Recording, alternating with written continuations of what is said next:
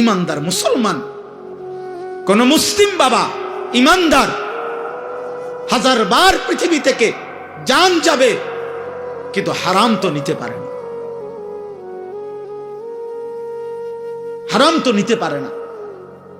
ওই যে বললাম, আমরা এটা বুঝছি যে সন্তানের টাকা পয়সা, সন্তানের কামাই রোজগারির ব্যবস্থা করা এটা আমি বাবার একক দায়িত্ব। এটা আল্লাহ পারবে না।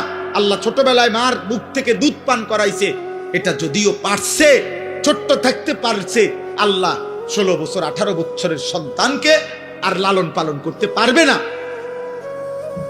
নাই তো ইনসাফ করেন, নাহলে একজন বাবা এখন প্রতিবাদ করেন, যদি কেউ সুদ নিয়া থাকেন, কিস্তি নিয়া ছেলেরে বিদেশ পাঠাইয়া থাকেন, তো আমনে এখন দাঁড়াইয়া প্রতিবাদ করেন যে আমি আল্লাহর জন্য পাঠাইছি, আখিরাতের জন্য পাঠাইছি সুদে।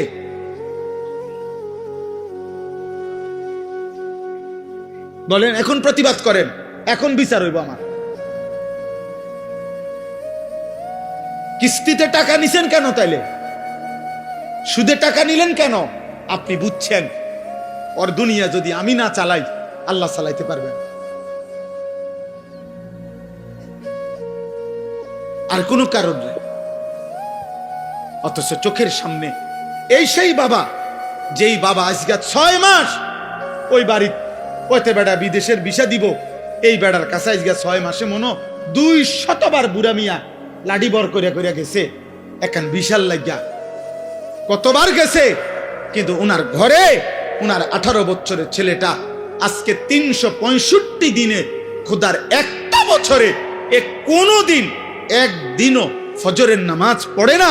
এত বড় নিকৃষ্ট জানোয়ার মুসলমানের ঘরে ঘুমায়, এই বাবা একটা কাঁদেও না, একটা বার একটা মানুষের কাছে বলেও না, ফুলাটারে একটা বার জিগায়ও না, কিরে আব্বা তুই মুসলমান কিনা সেটা বল। কি বিষয়টা কি বলেন আব্বা, কি বুঝাইতে চাইছেন আমনে? আমনে দুনিয়া লুবি নাকি আখেরাত প্রত্যাশী? আমনে বলেন। আপনি যদি আখেরাত বুঝতেন, আপনি যদি কবর বুঝতেন, আপনার ঘরে আপনার সন্তান 365 দিনের এক বছরে কোনোদিন ফজরের নামাজ পড়বে না, কোনোদিনও না। এ মুসলমান। বলো না আব্বা, তোমরা বলো, এই ছেলে তোমরা যারা 365 দিনে এক বছরে কোনোদিন মুসলমানের ঘরে জন্ম নিয়া কোনোদিন ফজরের নামাজ পড়লা না, তুমি মুসলমান? তোমার আল্লাহ আছে, তোমার এক সৃষ্টিকর্তা আছে, তোমার কোন নবী আছে, তোমার কোন ধর্ম আছে? আহা, ইমানদারের সন্তান তো এত বড় নাফরমান হওয়ার কথা না। এমন মালিক তো ভুলার কথা না রে বাপ। সারাদিনে এক ওয়াক্ত নামাজ পড়ে নাই, এ কেমন মুসলমানের সন্তান? ওই বাবা মানে কেমনে? ওই মা রাঁধে কিভাবে? ওই স্বামী মানে কেমনে যার স্ত্রী কোনো নামাজ পড়ে না? ওই বাবার ঘুম আসে কেমনে যার সন্তান নামাজ পড়ে না? আল্লাহর নবী সাল্লাল্লাহু আলাইহি ওয়াসাল্লাম বলছেন, এশার নামাজ এবং ফজরের নামাজ যে পড়ে না, নবীজি বলছে সে মুনাফিক।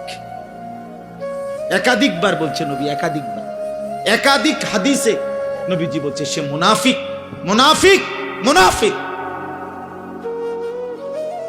এশার নামাজ এবং ফজরের নামাজ যে পড়ে না, লা ইয়াশহাদুহুমা মুনাফিকুন, নবীজি বলছে এশা এবং ফজরের জামাতে আসে না, মুনাফিক। বিশুদ্ধ হাদিস। ইন্না আসকালা সালাতিন আলাল মুনাফিকিন সালাতুল ইশা ও সালাতুল ফজর। ওই ছেলে, এই বেটা মোবাইল ওড়া ছেলে, সরো এখান থেকে, যাও এখান থেকে বেটা।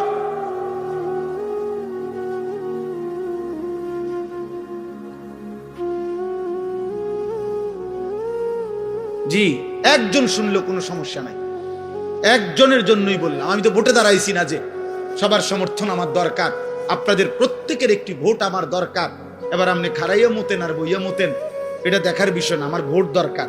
না না, আমি ভোটের জন্য আসিনি, আল্লাহর কথা বলতে আসছি, আখিরাতের জন্য আসছি। তোমরা একটা ছেলে বলো আব্বা বিষয়টা কি, কি বুঝাইতে চাচ্ছ? আমি দাঁড় করাই এই এখন এখানে যদি 200-400 ছেলে বসে থাকো, যদি তোমরা 300 ছেলে হও, 500 ছেলে হও, 200 ছেলেও যদি হও, তো তোমাদের অধিকাংশ ছেলে বেনামাজি, চেহারা দেখলেই বোঝা যায়। এমন পাষাণ হইলা কেমনে বাপ? এমন মালিক রে সেজদা দিলা না কেমন? একজন বক্তার চেহারা দেখে কি হবে আব্বা? অন্ত দেখলা ভাইয়া, আমি হাত জোড় করে বলি, নওজওয়ান আমার তো দেখছো, আমি আসছি, খালাস, দেখা তো হইছে, চেহারা তো দেখলা, অতএব বেনামাজি, এবার তুমি চলে যাও, আমি অনুমতি দিলাম, যাও বাবা চলে যাও। যার কপালে সেজদা নাই, একটা সেজদা যে দিল না, ও তো আল্লাহর দুশ্মন, ওর ভালোবাসা দিয়ে আমি করুন কি? আমার লগে ছবি উঠাইবা, আমি আসি, ছবি উঠাও, ছবি উঠাইয়া ফেসবুকে দাও, কোন বিবেকবান মানুষ বলবে, হে যুবক, হয় তুমি হুজুরের মতো না হুজুর তোমার মতো, বলো একটা করো, হয় হুজুরকে তোমার দিকে নাও, হয়তো তুমি হুজুরের দিকে আসো, একদিকে হও। বলবে না? কথা বলে না, বলবে না? বলো না বাপ। অতএব আমি এটা বুঝাইতে চাইলাম, আপনাদের বাবাদেরকেও বললাম, আজ স্বার্থপর মা বাপ শুধু সম্পদের হিসাব মিলাইতেছেন। আপনার চোখের সামনে 20 বছর যার স্ত্রী পর্দা করে না, এটা কোনো বেডই? তুমি বেটা কোনো স্বামী বেটা কাপুরুষ তো এত কাপুরুষ হয় না বেটা। মুসলমান তো দূরে থাক, আত্মমর্যাদা যার আছে, আত্মসম্মান, আত্মবিবেক, তার স্ত্রী বুঝি, বেটি আমার বউ, আমি বিবাহ করলাম, হালাল পবিত্র স্ত্রী আমার, তোমার রং চায় রাস্তার বেড হইত, তোমার এটা কিতা, আমনে কিতা, আমনি প্লাস্টিক নি, আমনি কিতা আসলে, আমরা কি জাতের বেড হইতাম না? আপনার গায়রতে লাগে না? আপনার প্রেস্টিজে লাগে না? আত্মসম্মানে লাগে না? আত্মসম্মান মানুষের শ্রেষ্ঠ নিয়ামত, গায়রত। এটাকে অহংকার বলে না, এটাকে বলে আত্মসম্মান। অর্থাৎ আমার ধর্মের একটা ইজ্জত আছে, আমি এক রবের গোলাম, আমি এক নবী মুহাম্মদ সাল্লাল্লাহু আলাইহি সাল্লামের উম্মত। নবীজির একজন সাহাবী, মাত্র 16 বছর বয়সের যুবক কিশোর, মুসাইলামা কাজ্জাব, মিথ্যা নবী দাবিদার, ওনাকে আটকাইছিল। ভণ্ড এই পৃথিবীতে প্রথম যে ব্যক্তি নিজেকে মিথ্যা নবী দাবি করছিল, নবীজির জামানার শেষে ইন্তেকালের পূর্ব মুহূর্তে মুসাইলামা, এই নিকৃষ্ট কাফের বেঈমান নবীর ওই সাহাবী, কিশোর সাহাবীকে আটকায় ফেলছিল, বন্দী করে বলছিল, তুই শুধু একবার বলবি আমি মুসাইলামা আল্লাহর নবী। উনি বলছে, আমি 1000 বার বলবো আনতা কাজ্জাব, তুমি মিথ্যাবাদী। বাল মুহাম্মাদুন রাসূলুল্লাহ, বরং মদিনার বন্ধু আমার মুহাম্মদ, তিনি আল্লাহর রাসূল। আমরা কিতাবে পড়ছি, মুসাইলামা এই সাহাবী 16 বছরের, এই বাবা শোনো, 16 বছরের এই সাহাবীকে শরীরের একটা একটা অংশ টুকরা টুকরা করে কাটছে, হাত, নাক, চোখ, কান, জিহ্বাটা কাইটা, সারাটা শরীর কাইটা কাইটা। খোদার কসম, আমি উর্দু কিতাবে পড়ছি, এভাবে গোশতের টুকরা যেভাবে পিস পিস করে, এরকম গোশতের টুকরার পিস পিস করে এরপরে ছিন্ন ভিন্ন করে ছিটাইয়া ফেলে দিছে, ওনাকে শহীদ করে দিছে। আল্লাহর কসম, এই খবর যেদিন মদিনায় ওনার মার কাছে আসছে, মা উম্মে আম্মারা, ওই মাও মহিলা সাহাবী ছিলেন, হাবিব ইবনে জায়েদের মা উম্মে আম্মারা, এই মহিলা ওনার কাছে আইসা সাহাবীরা অন্যরা বলছে, মা তোমার সন্তান হাবিব, ওরে মুসাইলামা ভণ্ড বেঈমান হত্যা করছে, শহীদ করছে, তোমার সন্তানের একটা একটা টুকরা শরীর পিস পিস করে করে ফেলছে, কিন্তু তোমার সন্তান শেষ মুহূর্ত পর্যন্ত নবী মুহাম্মদকে রাসূল বলছে, আর ওরে মিথ্যাবাদী বলছে, কাজ্জাব বলছে, কাজ্জাব। আল্লাহর কসম, ওই মা একটা চিৎকার দিয়া বলছে, লিহাযাল ইয়াউম আরদাতুহু, মদিনাবাসী, এমন একটা দিনের জন্যই আমি আমার সন্তানকে বুকের দুধ পান করাইছি। আমার সন্তান আমার বুকের দুধের হক আদায় করছে। আমি 2 বৎসর বুকের দুধ পান করাইয়া আমার দিলের স্বপ্ন ছিল সন্তান আমার আল্লাহর জন্য জান দেবে, আমার রসুলের মহব্বতে জীবন দিবে। আমার সন্তান জান দিছে, শহীদ হইছে, আমার দুধের হক আদায় করছে। আমার মা, আমি সার্থক মা, আমার সন্তান শহীদ হয়েছে। আজকে তোমরা যুবক যারা, তুমি একবার বলো তো তোমার মারে এখন জিগাইবা যাইয়া, তোমাদের যাদের মা আছে, যে মা 2 বৎসর আপনি বুকের দুধ আমারে পান করাইছেন, কতবার আমারে বুকে, ওই যে দেখেন উনি ওনার সন্তানকে বুকে জড়ায় রাখছে। এইভাবে প্রতিটা সন্তান বাপ তোমাকে তোমার মা 1000 বার, 1,00,000 বার বুকে জড়ায় রাখছে, কতবার আদর করছে, চুমা দিছে গালে মুখে, গালে মুখে। সেই ছোট্টবেলায় বাবা কতবার আদর করছে, কত জনের দেখাইছে, আমার ছেলেটার একটু হাত মুছা দেন, দোয়া করে দেন, আল্লাহ যেন আমার ছেলেটারে মানুষ বানায়। কত মা কত স্বপ্ন দেখছে, খালার কোলে দিছে, ফুফুর কোলে দিছে, দাদির কোলে দিছে, নানির কোলে দিছে, ওই ঘরের মার কোলে দিছে, বুবুর কোলে দিছে। আমার বাচ্চাটারে দোয়া করে দেন, দোয়া করে দেন, বলে দেন, মুছে দেন, ছুঁয়ে দেন। আমার আব্বা, তোমরা বলো তোমাদের মা 2 বৎসর দুধ পান করাইছে 16 বৎসর বয়সে, এই জন্য যে তোমরা 16 বছর বয়সে, 18 বছর বয়সে রাত দিন মোবাইলে উলঙ্গ ছবি দেখবা, নর্তকী দেখবা, নারী দেখবা, জিনার ব্যভিচারের দৃশ্য দেখবা, একটা সেজদা দিবা না, 1 ওয়াক্ত নামাজ পড়বা না, আল্লাহকে একটা বারো ডাক দিবা না। এই তো ছিল তোমার মায়ের স্বপ্ন না? হায় হায় নাফরমান, করলি কি? মায়ের দুধের এত বড় বেইজ্জতি করলি, মায়ের দুধের এত বড় অপমান করলি নাফরমান। মোবাইলে যে নর্তকী দেখো, নারী দেখো, ও তোমার মা, ও তোমার বোন, ও তোমার বিবাহিত স্ত্রী, ওকে দেখো কেন? যদি বলো না, তাহলে তোমার মাকে এমন কেউ দেখুক তুমি যেমন দেখতে চাও। কথা বলে না? এই নাফরমান, বলো না কেন? তোমার বোনকে এমন দেখুক,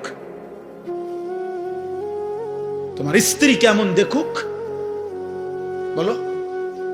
নবীজি এক যুবককে এই প্রশ্নটাই করছিলেন না? নবীর জামানায় এক যুবক বলছিল, ইয়া রাসূলুল্লাহ, আমি জিনা করতে চাই, ইযান লি বিজিনা, আমারে জিনার অনুমতি দেন। নবীজি তখন তাকে 5টা প্রশ্ন করছে, 5টা। বলছে, যুবক বলো তো, তুমি কি চাও তোমার মায়ের সাথে কেউ জিনা করুক? যুবক বলছে, লা, না। তোমার মেয়ের সাথে কেউ জিনা করুক? লা, না। তোমার বোনের সাথে কেউ জিনা করুক? লা, না। তোমার ফুফুর সাথে কেউ জিনা করুক? লা, না। তোমার খালার সাথে কেউ জিনা করুক? লা ইয়া রাসূলুল্লাহ, না নবী, আমি এটা চাই না, আমি এটা মানি না নবী।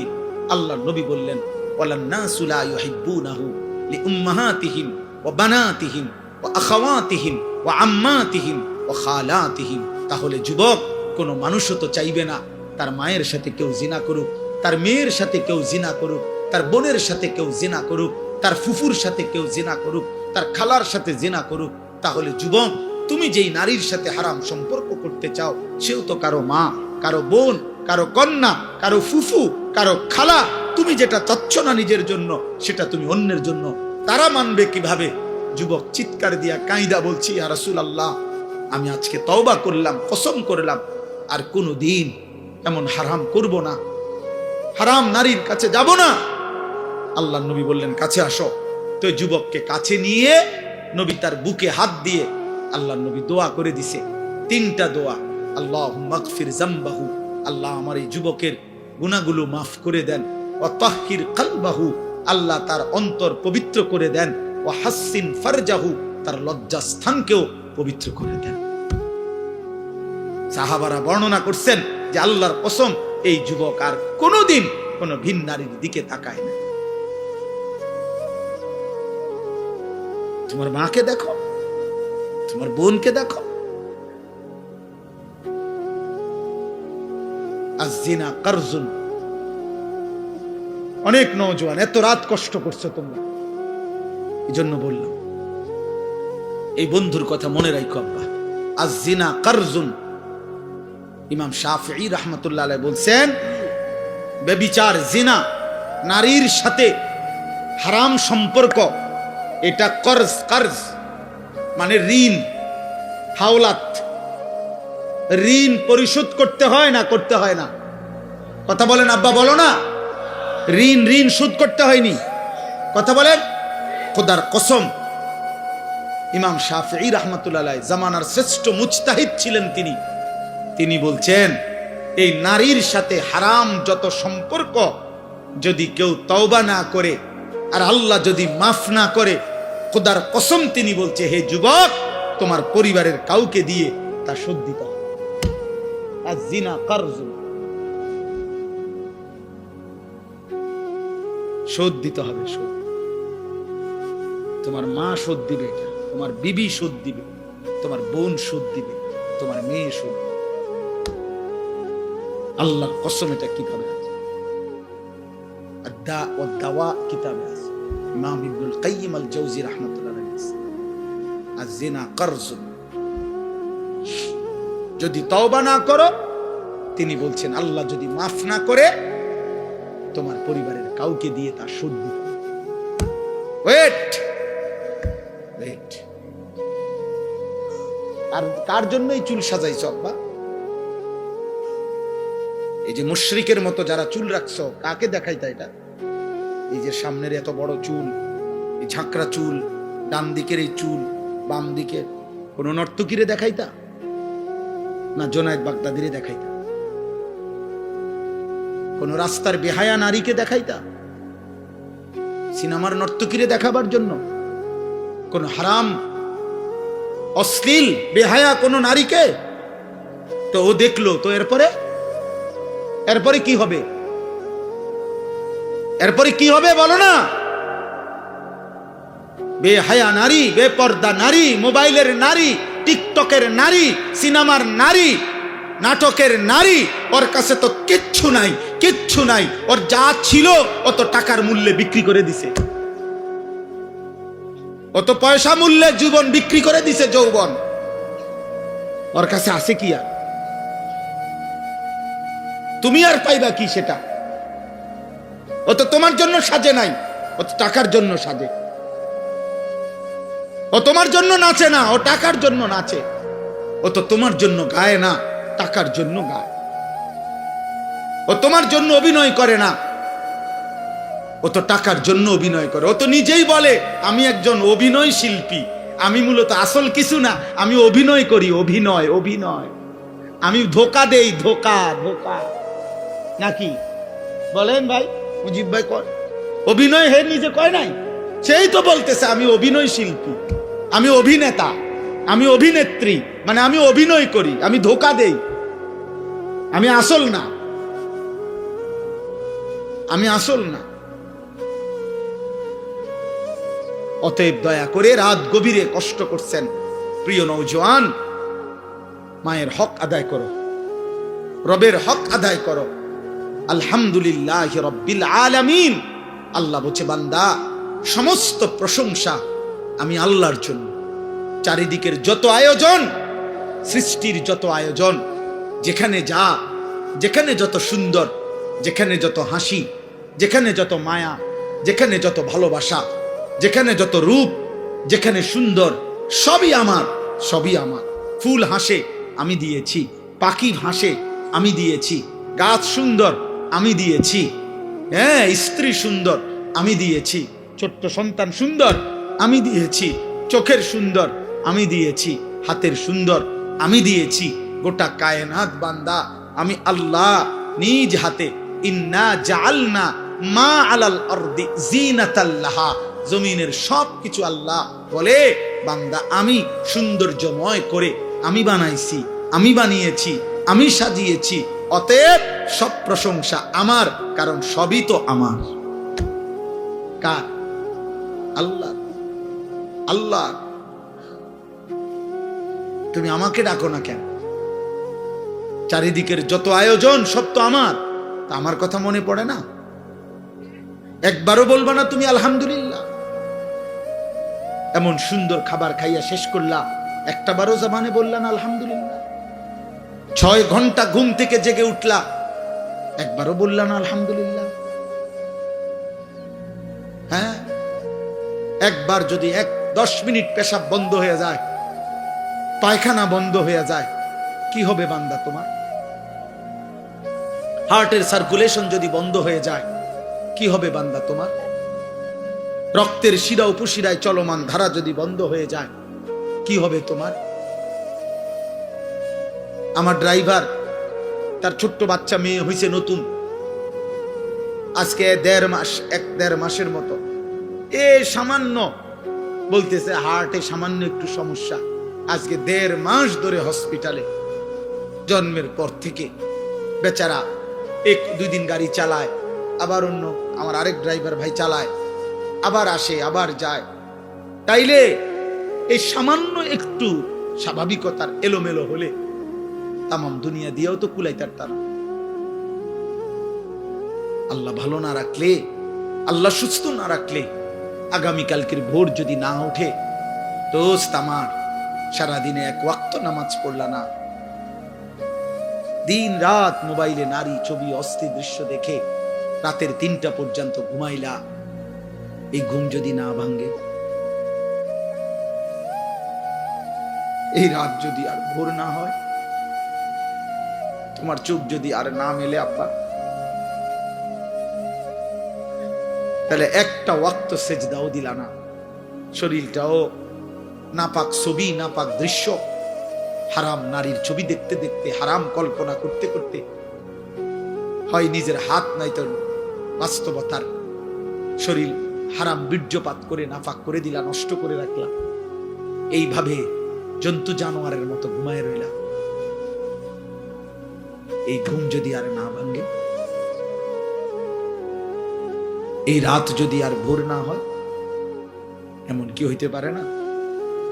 ফিলিস্তিনের কত বাচ্চা রাত্রে ঘুমাইছে আর জাগে নাই, এমন হয় নাই? গাজার কত সন্তান, মায়ের কোলে এমন সন্তান, বাবার কোলে এমন সন্তান হারিয়ে যায় নাই?